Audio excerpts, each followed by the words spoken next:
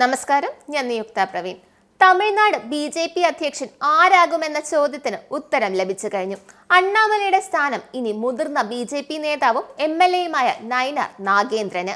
മുതിർന്ന ബി.ജെ.പി. നേതാവും എം.എൽ.എയുമായ നയിനാർ നാഗേന്ദ്രനെ ബി.ജെ.പിയുടെ തമിഴ്നാട് യൂണിറ്റിന്റെ പുതിയ പ്രസിഡന്റായി തിരഞ്ഞെടുത്തു.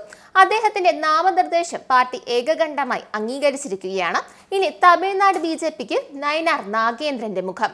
സംസ്ഥാന മേധാവിയായിരുന്ന കാലത്ത് ആക്രമണാത്മക രാഷ്ട്രീയ ഇടപെടലുകളും ഉയർന്ന പ്രചാരണങ്ങളും തമിഴ്നാട്ടിൽ വിവാദപരവുമെന്നാൽ ഉയർന്ന നിലവാരമുള്ളതുമായ സാന്നിധ്യവും കൊണ്ട് അടയാളപ്പെടുത്തിയ ഒരു വ്യക്തിയാണ് അണ്ണാമലൈ. അദ്ദേഹത്തിൽ നിന്നാണ് നയിനാർ നാഗേന്ദ്രൻ ചുമതലയേൽക്കുന്നത്. ഇനി തമിഴ്നാട് രാഷ്ട്രീയം എങ്ങോട്ട്?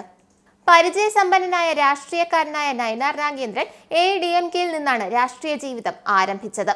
അവിടെ അദ്ദേഹം MLA-ആയും മന്ത്രിയായും സേവനമനുഷ്ഠിച്ചിട്ടുണ്ട്. 2017 അദ്ദേഹം BJP-യിലേക്ക് തന്ത്രപരമായി മാറ്റം വരുത്തി. അക്കാലത്ത് അമ്പരപ്പിക്കുന്ന ഒരു നീക്കമായിരുന്നു അത്. പക്ഷെ പിന്നീട് അത് ഫലം കണ്ടു. ഇന്ന് തിരുനെൽവേലിയിൽ നിന്നുള്ള MLA എന്ന നിലയിൽ നാഗേന്ദ്രൻ ഉയർന്നു നിൽക്കുന്നത് അതുകൊണ്ട് തന്നെയാണ്. തെക്കൻ തമിഴ്നാട്ടിലെ BJP-യുടെ ശക്തമായ നേതാക്കളിൽ ഒരാളായി അദ്ദേഹം ഇപ്പോൾ മാറിക്കഴിഞ്ഞിരിക്കുന്നു. പാർട്ടിക്കുള്ളിലെ അദ്ദേഹത്തിന്റെ സ്ഥിരമായ ഉയർച്ച, പ്രാദേശിക വോട്ടർമാരുമായി പ്രതിധ്വനിക്കാൻ കഴിയുന്ന ശക്തമായ പ്രാദേശിക മുഖങ്ങളെ വളർത്തിയെടുക്കുക എന്ന BJP-യുടെ ദീർഘകാല പദ്ധതിയെ പ്രതിഫലിപ്പിക്കുന്ന ഒന്നാണ് ഈ തീരുമാനം.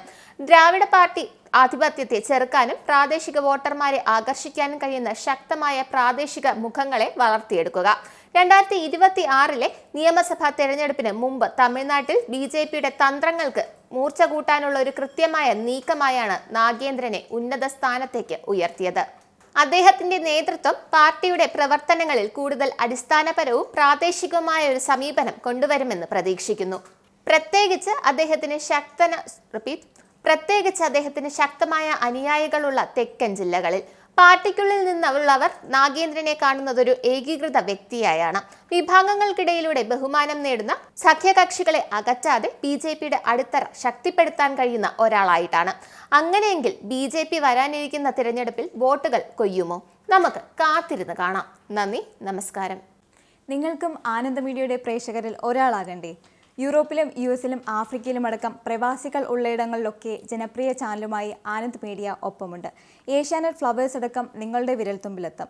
ആദ്യം റോക്കു ബോക്സ് സ്വന്തമാക്കുക.